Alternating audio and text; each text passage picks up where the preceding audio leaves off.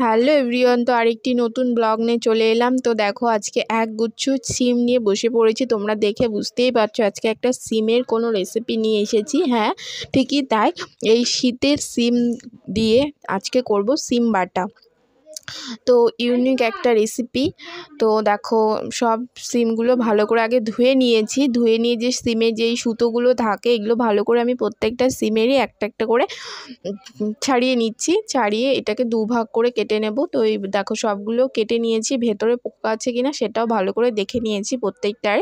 আর এদিকে কড়াইয়ে জল গরম বসিয়ে দিয়েছিলাম, দেখো ফোটা শুরু করে দিয়েছি। সিমগুলো দিয়ে একটু ধনেপাতা দিয়ে দিয়েছি, কাঁচা লঙ্কা দিয়ে দিলাম। দিয়ে এটাকে এখন সিদ্ধ করব। আর একটু লবণ দিয়ে নিয়েছি, এটা এখন ভাপিয়ে নেব। তো আজকে আমাদের যেহেতু নিরামিষ সেই জন্য রসুনটা দিলাম না। তো তোমরা রসুনটা দিতে পারো, রসুনটা দিলে আরেকটা টেস্ট আসবে।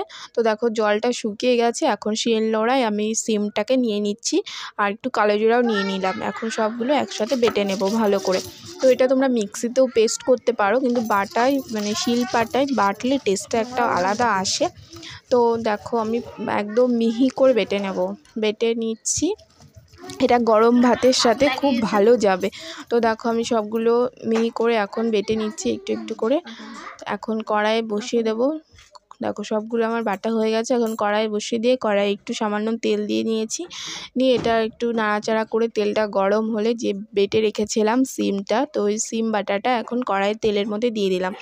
দিয়ে একটু নাড়াচাড়া করতে থাকবো। এটা কষে আসবে, তখন যতক্ষণ না কষবে ততক্ষণ একটু নাড়াচাড়া করতে থাকবো, কিন্তু একটু লেগে যাবে। তো তোমাকে নাড়াচাড়াটা কন্টিনিউ করতে হবে। তো দেখো আমি নাড়াচাড়া করতে করতে একটু পরে এর মধ্যে অ্যাড করিনি, এখনও লবণ টবণ কিছুই দেইনি। সিদ্ধ করার সময় লবণ যেটুকু দিয়েছিলাম ওটুকুই।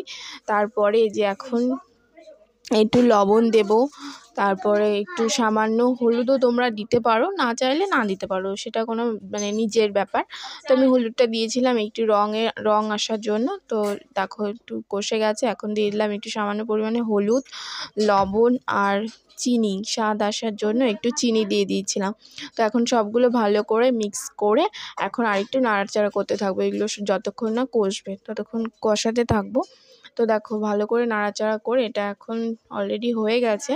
তো আরেকটু তেল দিয়েছিলাম, পরে তেল দিয়ে আরেকটু নাড়াচাড়া করে নিলাম। তো এটা একটু গা মাখা করে এলে তো নামিয়ে নেব। তো এই দেখো আমাদের রেডি সিম বাটা। এখন দেখো ভাতের সাথে পরিবেশন করে দিয়েছে মা। তো এখন খাবো আমরা গরম গরম ভাতের সাথে সিম বাটা। তোমরাও কিন্তু অবশ্যই ট্রাই করবে বাড়িতে। আর কেমন হয়েছিল রেসিপিটি অবশ্যই কিন্তু জানাবে। টাটা, বাই বাই, আজকের মতো।